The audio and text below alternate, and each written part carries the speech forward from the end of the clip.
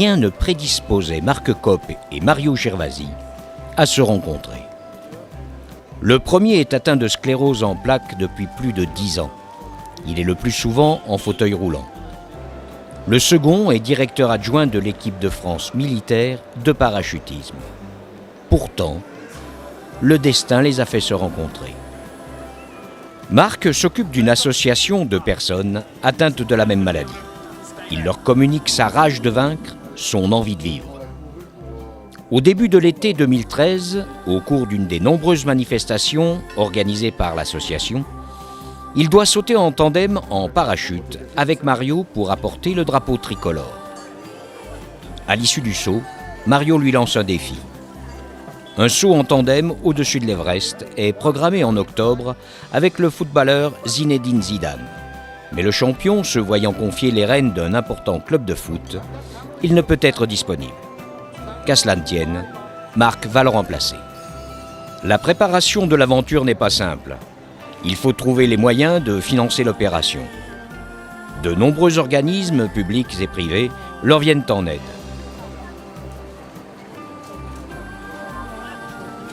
Le voyage en avion jusqu'à Katmandou est très long. Les deux hommes goûtent un repos bien mérité de 2 jours à Katmandou. Et puis, l'aventure incroyable commence. Un homme assis comme moi, la plupart du temps, il n'imagine pas une seule seconde qu'il pourra un jour survoler l'Everest. Enfin, c'est juste pas possible. Avec un professionnel comme Mario, pas de problème.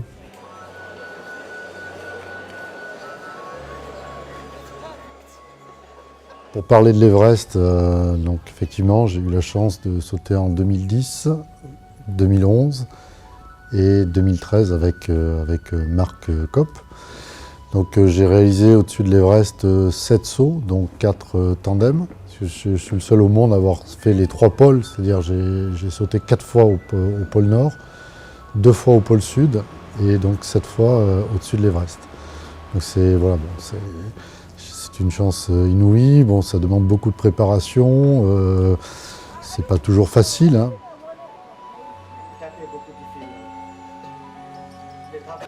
J'arrive fatigué à Katmandou parce que c'est 1 mois et demi pour rassembler le budget.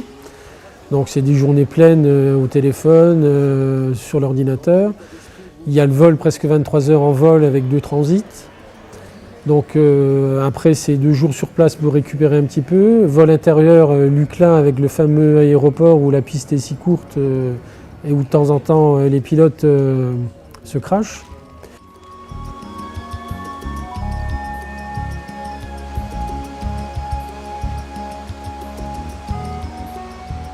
Et là, mon cheval népalais m'attend. Un petit cheval népalais robuste qui va m'épater parce qu'il va passer absolument partout. Voilà, et c'est vraiment Tintin au Tibet parce que vous passez dans des endroits où vous dites mais jamais on va passer par là et pourtant vous le faites. Aussi bien les pans suspendus que les descentes, les montées. Et donc il y a une acclimatation à l'altitude très régulière qui se fait. Un dos de cheval pour moi, à pied pour Mario qui me suit pendant ces 4 jours de trekking.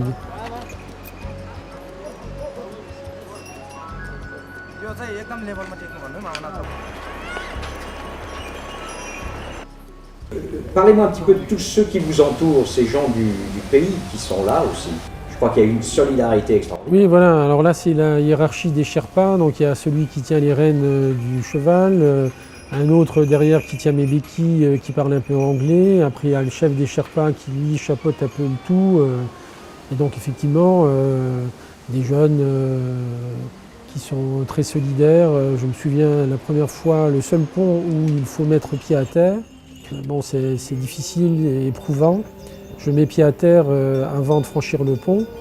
Et spontanément, le Sherpa, qui n'a déjà presque rien, me tend un thermos d'eau que j'accepte bien volontiers. Et c'est un geste qui m'a vraiment touché.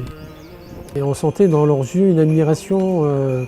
Ils étaient bluffés aussi de ce qu'on était amené à faire et le défi qu'on allait relever. Parce que pour eux, sauter au-dessus de l'Everest, déjà, c'est un truc complètement fou. Et après, le temps de comprendre que c'est un type qui ne marche pas, qui a 2 chevaux qui va faire ça, en tandem, bon voilà, donc des liens se tissent au fur et à mesure du trekking.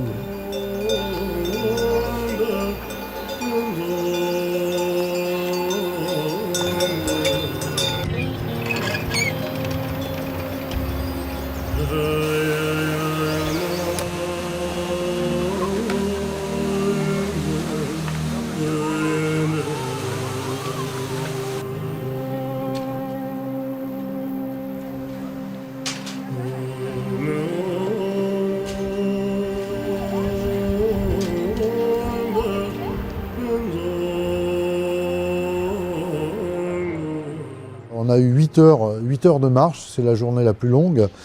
Et pendant ces 8 heures, donc il y a eu quelques pauses, mais par contre, il y a eu la dernière ascension pour rejoindre Manche Bazar, il y a eu 5 heures d'affilée. Et 5 heures dans des endroits très, très dangereux, avec son cheval. Mais pour nous, c'était déjà très compliqué, alors imaginez une personne handicapée, heureusement que c'est un cavalier d'origine. Hein.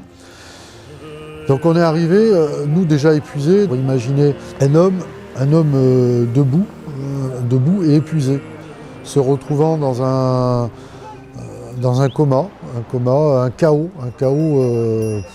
On n'arrivait pas nous-mêmes à comprendre ce qui se passait, donc ça a duré quand même presque une bonne minute. Donc on se dit, bon, est-ce qu'on appelle les secours? Est-ce que pour lui l'aventure se termine là? Mais peut-être dans sa tête, parce qu'il a raconté si bien après, il ne pensait pas déjà arriver à ce stade-là. Lui, peut-être dans sa tête, il se dit, voilà, j'ai peut-être fait le plus dur, alors que bon, le plus dur restait à faire quand même. Et donc il a repris ses esprits, et là l'aventure continue à nouveau. Et là, donc on a eu 2 jours pour se reposer.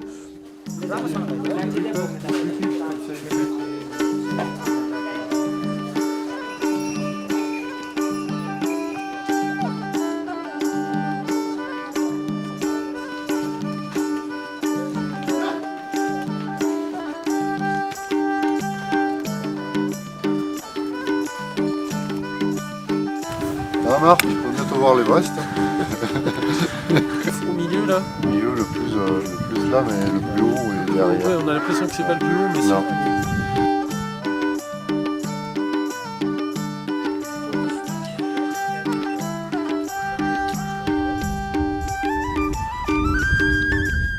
Le 4e jour va nous servir de faire l'essai de monter à cheval pour voir si tout se passe bien. Donc là, il y a un soleil magnifique. Une montée continuelle harassante. Et là, on m'annonce que en fait, le tandem, c'est pour le lendemain, donc le dimanche.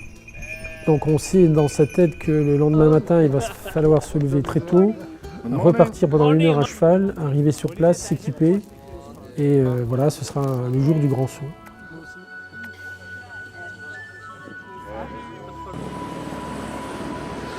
Contrairement à des idées reçues, les hélicoptères peuvent, sans aucune incompatibilité technique, voler à de grandes hauteurs. Ils offrent en plus l'avantage d'être économiques et ne nécessitent pas, comme les avions, une longue piste pour décoller ou atterrir, ce qui dans ce secteur poserait un problème.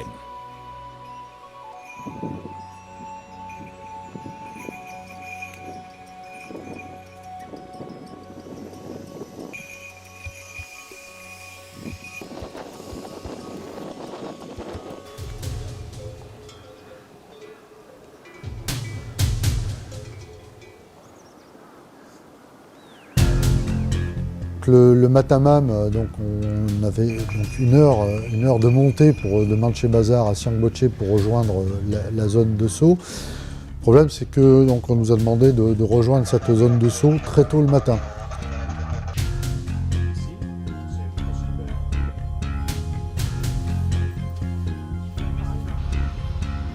On aurait aimé que le vent soit légèrement supérieur.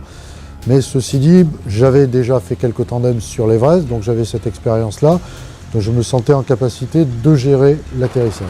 Donc on est parti donc, entre 9000 et 10 000, donc après 50 minutes de vol. On arrive à la hauteur de la mer de nuages avec la cime des montagnes qui dépasse. On sait que ça y est, on est à l'altitude entre 9 et 10 000 et que ça va bientôt être le top départ.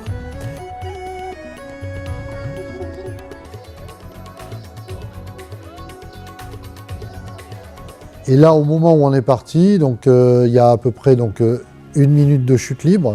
Une fois que le parachute est ouvert, on a entre 6 et 8 minutes, enfin presque pas loin des 10 minutes de vol. Donc là, c'est agréable, c'est un moment, c'est paradisiaque. On est au-dessus, enfin là, on est à hauteur égale de l'Everest au moment où on ouvre le parachute. Mais il n'y a pas que l'Everest, il y a les 7 plus hauts sommets du monde qui entourent l'Everest et qui nous entourent. Donc on est au paradis, c'est vraiment le paradis blanc. J'ai plus d'handicap, j'ai plus du tout d'entrave neurologique, je suis un homme libre, léger, en apesanteur, avec l'Everest qui est juste là, quoi, que je pourrais presque toucher. Enfin. Et après, c'est le sourire, je me souviens de ce sourire que j'ai derrière le masque d'oxygène, parce que ça y est, je l'ai fait, on est les hommes volants avec l'Everest et tous les sommets de l'Himalaya à nos pieds. Je n'en reviens pas, mais en même temps, je savoure la minute, la quasi-minute de vol libre qui nous est offerte.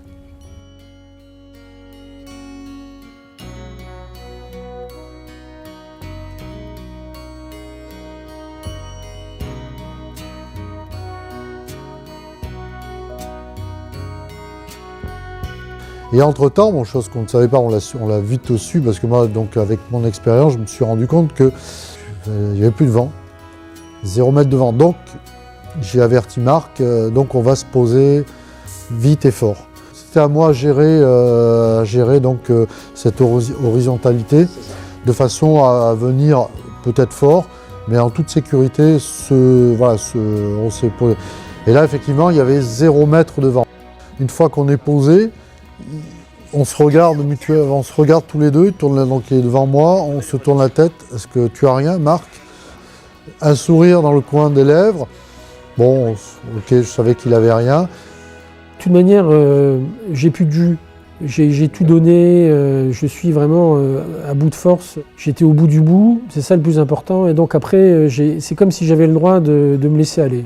C'est le saut de l'espoir, le saut qui donne la pêche à tous les malades. C'est un grand défi pour relever tous les petits défis au quotidien qui nous entravent. Et donc après ça, on peut relativiser vraiment les choses qui nous handicapent au quotidien. Donc on savait très bien que retour à la case départ, donc que pour lui l'expédition s'arrêterait là. L'AFP déjà en avait parlé. Et là, le monde entier s'est intéressé au projet. On était assaillis par les médias, enfin plus particulièrement Marc. Tout le monde a communiqué, c'est la première personne handicapée à avoir survolé et sauté au-dessus de l'Everest. Eh bien, on n'en restera pas là. Eh bien, l'aventure continuera en avril prochain, en 2014, sur le pôle Nord et en décembre sur le pôle Sud.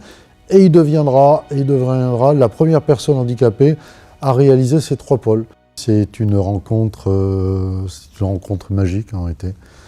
On ne sait pas pourquoi, on a l'impression que c'est inscrit dans le temps, dans l'espace. On ne sait pas pourquoi, peut-être que ce saut devait se faire et que peut-être sûrement les autres sauts vont se faire aussi pour faire passer des messages. Et ces messages, moi ça fait plus de 36 ans que je les fais passer par le biais du parachutisme. Pourquoi? Parce que c'est créer le lien entre le haut et le bas, c'est faire tous ces messages qui arrivent du ciel ont une portée symbolique très forte. Et Marc, l'homme assis, moi, donc l'homme valide, on élève ensemble ces messages dans le ciel pour venir les porter à l'humanité.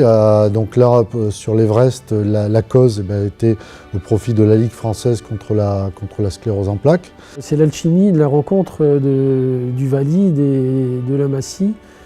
Il y a quelque chose de magique qui s'est passé. C'est une rencontre qui devait probablement avoir lieu. Et c'est ça qui fait que ça a pu fonctionner. Voilà.